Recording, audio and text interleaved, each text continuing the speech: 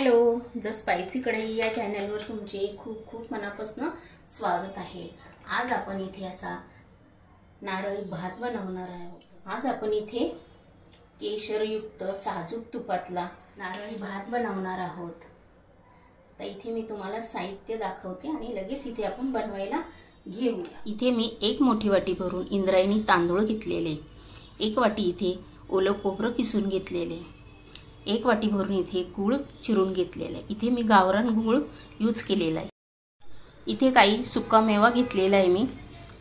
इथे काजू घेतलेले 5 असे कट करून, बेदाणे घेतलेले, पिस्ता घेतलेले इथे 5-6 कट करून, बदाम घेतलेले 5-6 कट करून, वेलची पूड घेतलेली इथे 2 चमचे भरून, काही खडे मसाले घेतलेले, 3 विलायची घेतलेली आहे, 5 काळी मिरी घेतलेली आहे, 6 लवंगा घेतलेले, 1 दालचिनीचा तुकडा घेतलेले, इथे 6 चमचे भरून इथे मी साजूक तूप घेतलेले आहे।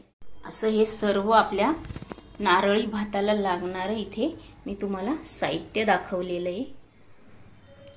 इथे मी इंद्रायणी तांदूळ यूज केलेला आहे। तुम्ही बासमती किंवा आंबेमोर हे पण तांदूळ यूज करू शकता। इंद्रायणी तांदळाचा नारळी भात खूप टेस्टी लागतो।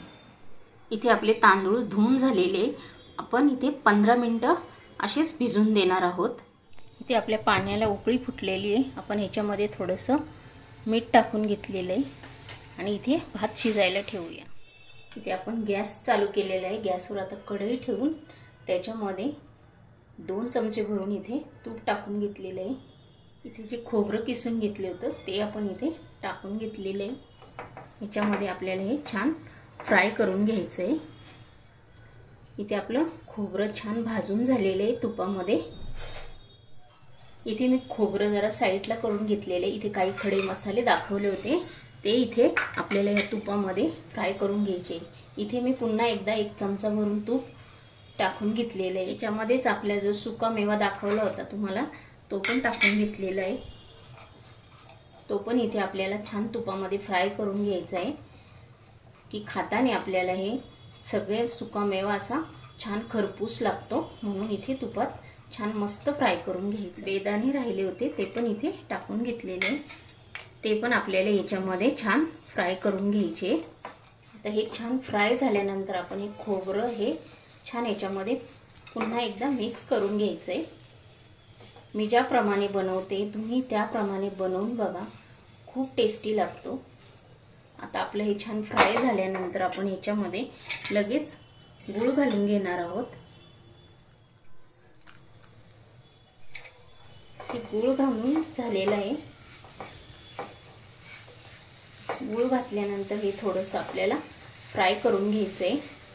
ह्याच्यामध्ये हा गूळ विरघळला पाहिजे इतपत आपल्याला हे छान मिक्स करून घ्यायचं। गूळ नसेल घालायचा, तुम्हाला साखर घालायची असेल तर इथे साखर पण तुम्ही 1 वाटी टाकू शकता। मला इथे गुळाचा नारळी भात आवडतो म्हणून इथे मी गूळ यूज केलेला आहे। गुळाचाही तुम्ही बनवून बघा, खूप टेस्टी लागतो। बरेच जण साखरेचाच बनवतात। त्यामध्ये मी अर्धा चमचा इलायचीची पावडर टाकून घेतलेली आहे। आत्ता का टाकली की सगळं ह्याचं हे आपण फ्राय करून घेतलेले खोबरं सुक्का मेवा ह्याला छान याचा फ्लेवर उतरतो। आता आपण जो राईस शिजवून घेतलेला होता तो ह्याच्यात टाकून घ्यायचा। इथे तुम्ही इंद्रायणी तांदळाचा नारळी भात बनवून बघा, खूप टेस्टी लागतो, खायला पण खूप छान। फक्त हा थोडा चिकट होतो, पण चिकटच नारळी भात खूप टेस्टी लागतो। तुम्हाला असा चिकट नसेल हवा तर तुम्ही मोकळा पण तांदूळ यूज करू शकता। आता आपण हे छान याच्यामध्ये फ्राय करून घेऊया। आपला छान मिक्स करून झालेलं आहे। आपण जे दुधामध्ये केशर भिजवून घेतलेलं होतं ते पण इथे टाकून घेऊया। इथे अजून मी इलायचीची पावडर टाकून घेत आहे। इथे अजून 1 चमचा तूप टाकून घ्यायचं आणि हे छान मिक्स करून घ्यायचं। आपल्याला केशर, इलायची, तूप हे छान या भातामध्ये मिक्स झालं पाहिजे। तुम्ही असा नारळी भात बनवून बघा, ज्या पद्धतीने मी बनवला आहे त्या पद्धतीने खूप टेस्टी लागतो। इथे आपला नारळी भात तयार झालेला आहे।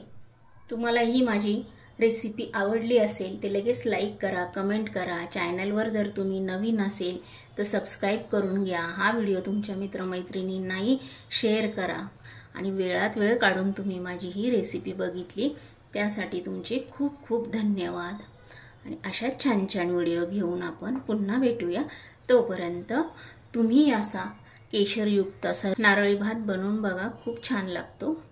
आणि पुन्हा भेटूया, तोपर्यंत बाय।